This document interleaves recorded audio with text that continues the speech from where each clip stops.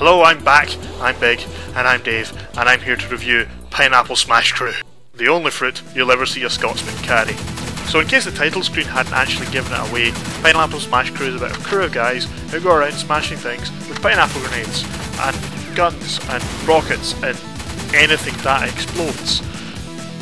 And it's done in a very unique style, as you can see here. It's very blocky, it's very angular, it's very retro, it's incredibly retro. It reminds me quite a bit of Escape from the Planet of the Robot Monsters from the Commodore 64. And that was all the way back in 1989. Now, I was 4 back then and I can still remember that game.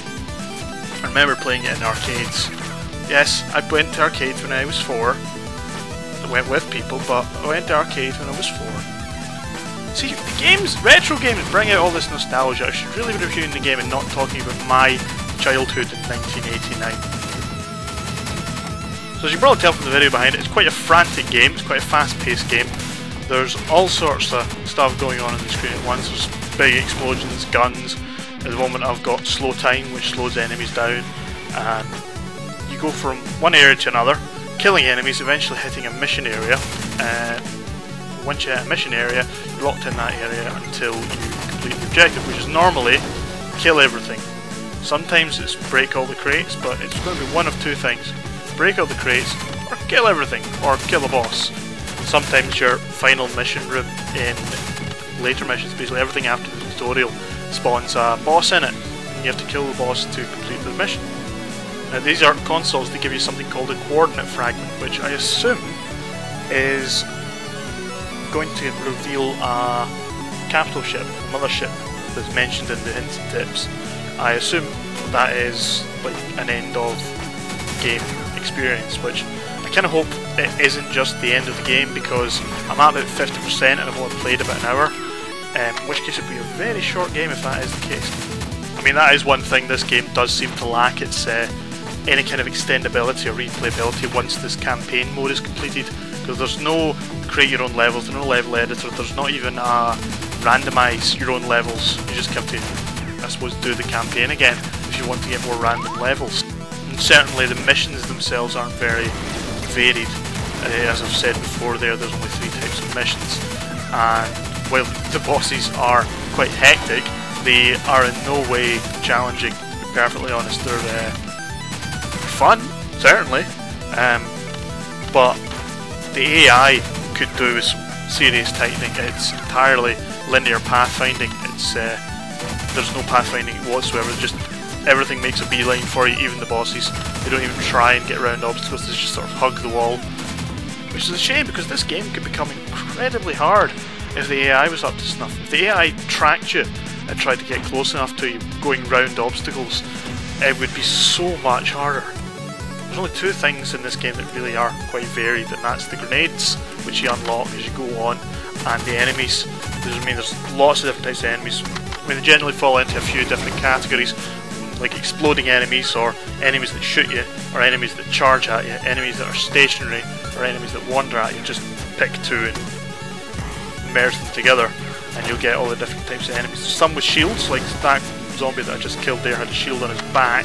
Some of them have shields on their front and do move the shields about.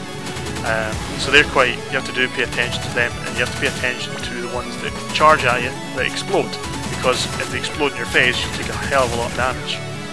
So it isn't all just mindless shooting. I mean, there are some tactics that do come into it, and the best ways to kill certain enemies tend not to mesh with the enemies that you actually get. So you might get a charging enemy that you don't want close to you, and then you might want you might get a shooting enemy that you do want to get close to, because they'll shoot you and snipe you.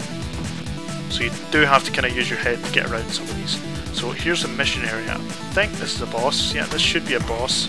But here's the example of the AI being dumb as 2 short planks of wood. They just run at you and they'll run into that danger zone and they'll do nothing about it. See, that exploding one took a lot of damage off me. So here's the boss, and I've taken a lot of damage. I don't have a lot of healing, so I'm just going to show you. See, it just sort of stands there doing nothing, and I can just go out with impunity and just sort of let off grenades without taking any damage whatsoever. So each boss I've found so far is pretty much the same. It's a sort of UFO hovercraft thing with a couple of gun turrets and a couple of shield things, and it just sort of changes mode every so often, so it shoots in different directions and shields in different directions. But generally it's pretty stupid. So as you can see here, it just sort of does a spiral thing and you just have to avoid, or not as the case may be, but yeah, it's not very smart. It does just sort of slowly come towards you like a, well, like a giant slow moving UFO. So yeah, I do like this game. It's incredibly fun, it's incredibly stylish. The AI is very stupid, and I fear that its replayability may be stunted somewhat, but then again, this is an indie game, it's made by a single person, so if it's anything like other indie games, it can be updated with a moment's notice, and it may end up with some of the things I've asked for. You don't know, but then again, if you don't want to feel like you've wasted your money, it is a risk you have to bear in mind before purchasing, and it would be a shame if you did feel that a game that only lasts a few hours isn't worth the money. But I've had an incredibly fun time playing this game. It's just so my cup of tea. It's unbelievable. I absolutely adore it to bits. It's out now on Steam and Gamersgate for £6.29, a normal price of £6.99. I don't know when the 10% discount is going to end, but it's probably going to end sooner rather than later, so if you want it for 50p off, I would buy it as soon as possible. That was Pineapple Smash Crew. I will see you in the future!